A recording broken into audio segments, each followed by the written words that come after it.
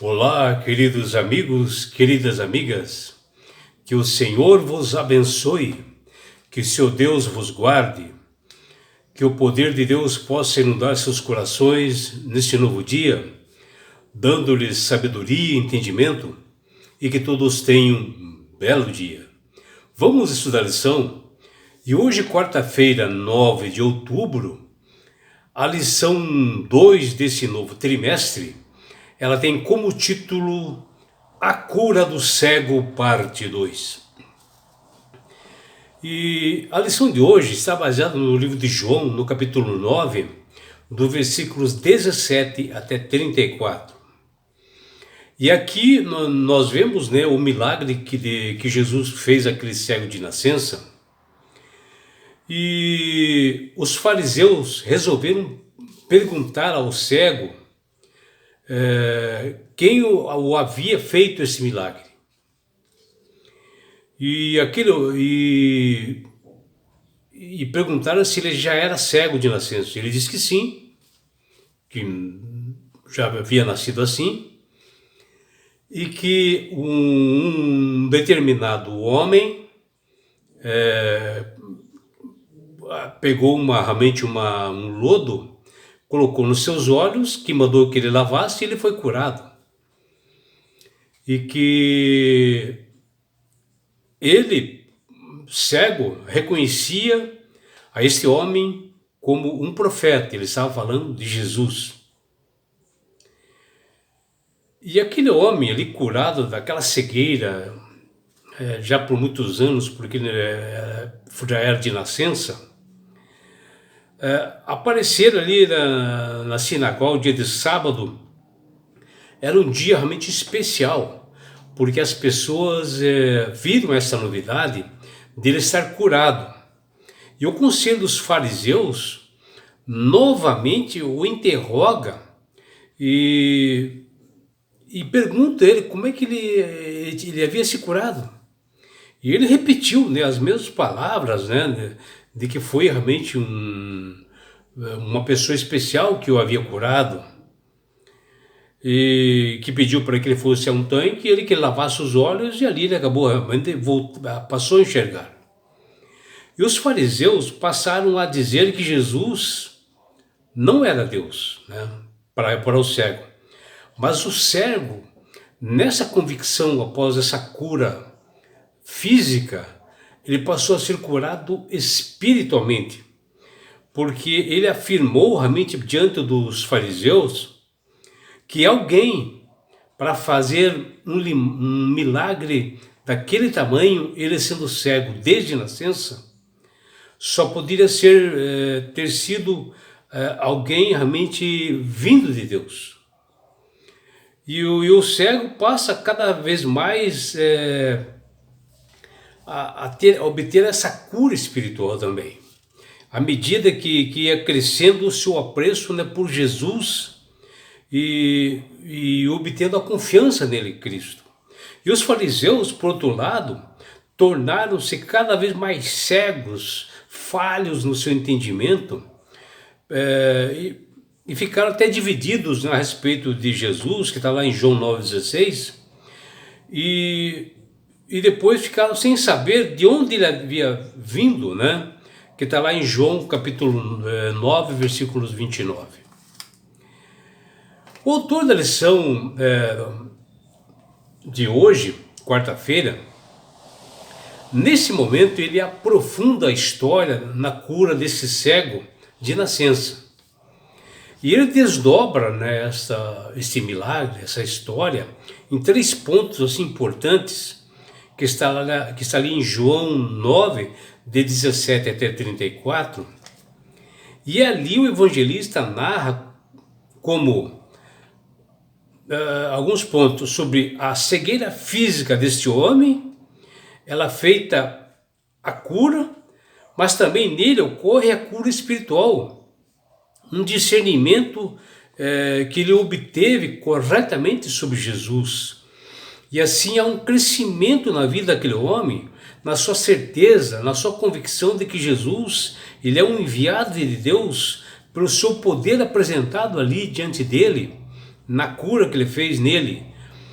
Ao contrário dos fariseus, que já tinham visto outros milagres de Jesus, mostrando poder e sinal, cada vez mais aumentava a cegueira espiritual deles.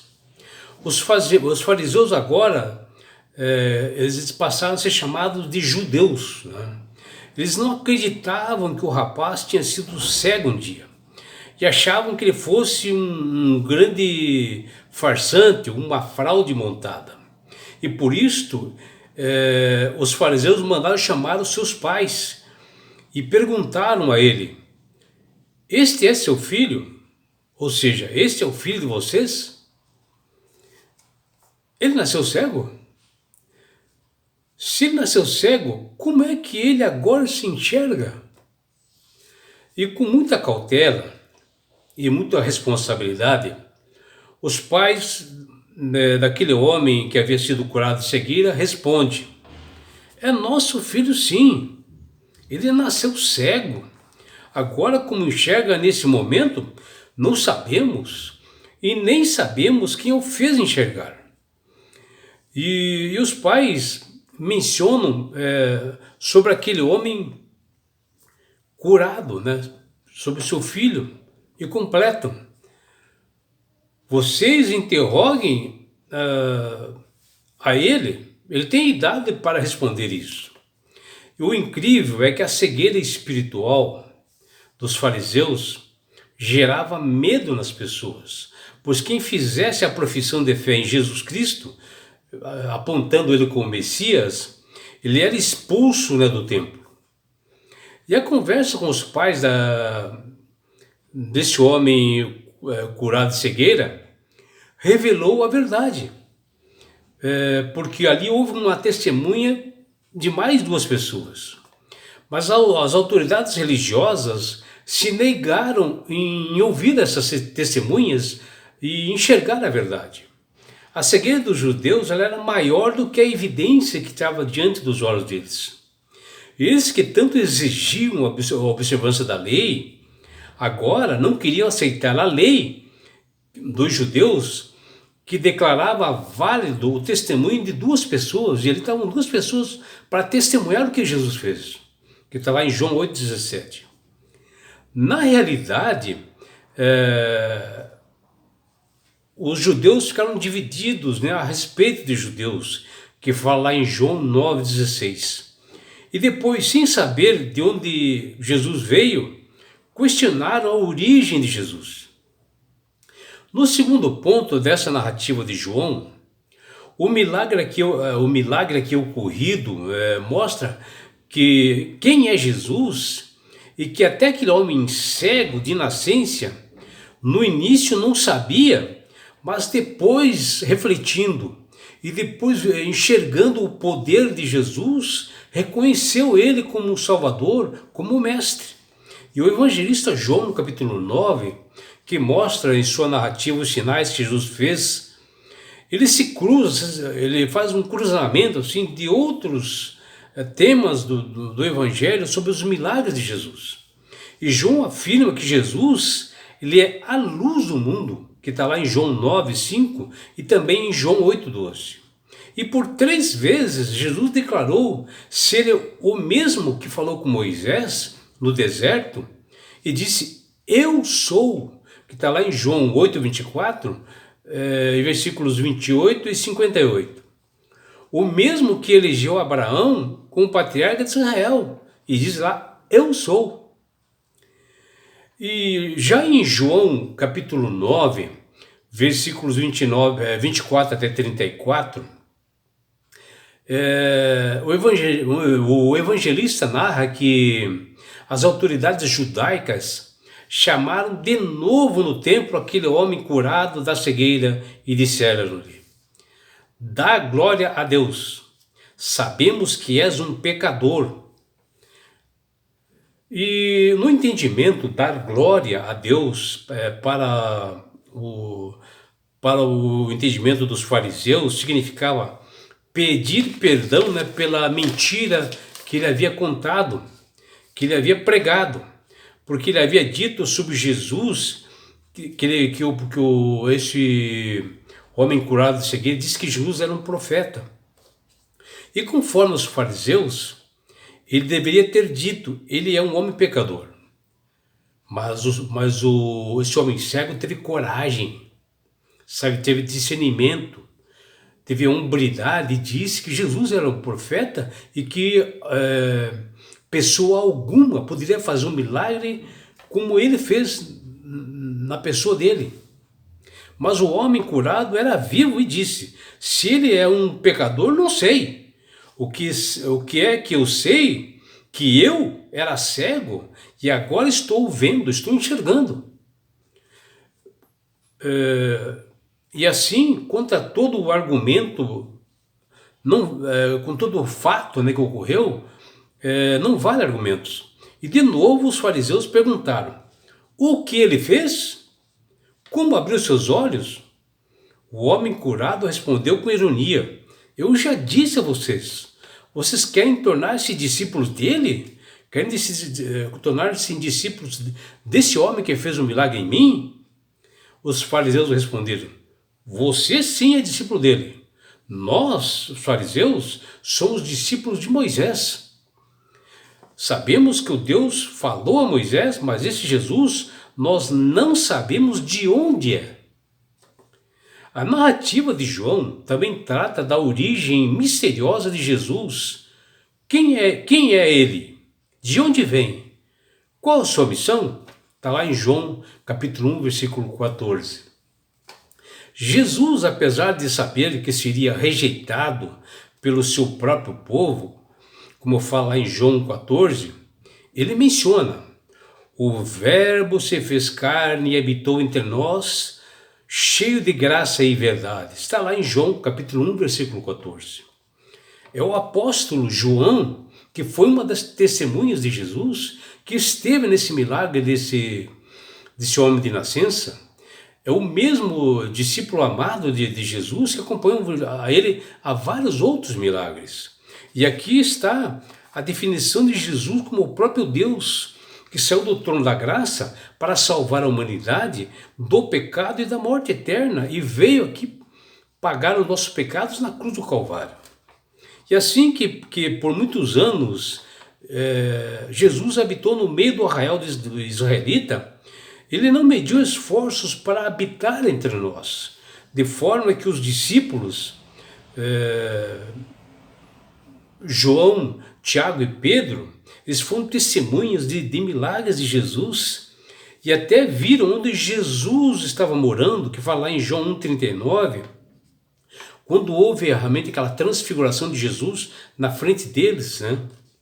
O fato é que existem pessoas como esses fariseus, né, e dentre outras que nós temos nos dias de hoje, que amam mais as trevas do que a luz, mesmo diante de tantas evidências, de tantos sinais que Jesus nos mostra, tanto nos milagres do passado quanto do presente, e não acreditam nele. Enquanto outros, como este cego de nascença, desafiando todas as autoridades judaicas com coragem, responde com bastante fé que Jesus era um profeta, que ele não era desse mundo, que ele não tem homem algum que possa fazer o que ele fez. Ele está lá em João 9, 16, 18 e versículos 35 até 41. E a cegueira espiritual demonstrada por líderes religiosos judaicos é incrível e assustador, né? E vejam, mesmo um mendigo cego de nascença, ele declara, olha o que ele declara, desde que o mundo existe, jamais se ouviu que alguém tenha aberto os olhos a um cego de nascença. Se este homem não fosse Deus, não poderia feito nada. Está lá em João, capítulo 9, versículo 32 até 33. E mesmo assim, os líderes religiosos, diante de tanta clareza na sua frente, endureceram seus corações e não conseguiram enxergar esta realidade deles estarem diante de um Deus na forma humana que esteve aqui entre nós. E é por isso, meu amigo, minha amiga, que Deus tem falado com todas as pessoas através do poder do Espírito Santo, para que aceitem a Jesus como Salvador e Senhor. Porque quando você aceita Jesus como Salvador e Senhor, você se torna uma pessoa sábia, uma pessoa de entendimento, como este cego de nascença que viu ali pela primeira vez um homem na sua frente que fez um milagre, que era Jesus. E reconhecendo ele como Filho de Deus. E é isso que realmente Deus quer fazer de todos nós, que nós temos sabedoria, que Ele seja realmente transformado pelo seu poder na nossa vida, mude a nossa vida, que nós possamos manusear bem essas escrituras, ter entendimento, ser sábios. E não é só isso, meu amigo, minha amiga. Quando você aceita Jesus como Salvador e Senhor, você ganha de Deus esse presente que chama-se salvação. E com isto, na grande volta de Jesus, que se aproxima para nós, pelos sinais que estão se apresentando, e assim Jesus vai levar você, seus filhos, seus amigos e todos nós para as mansões celestiais.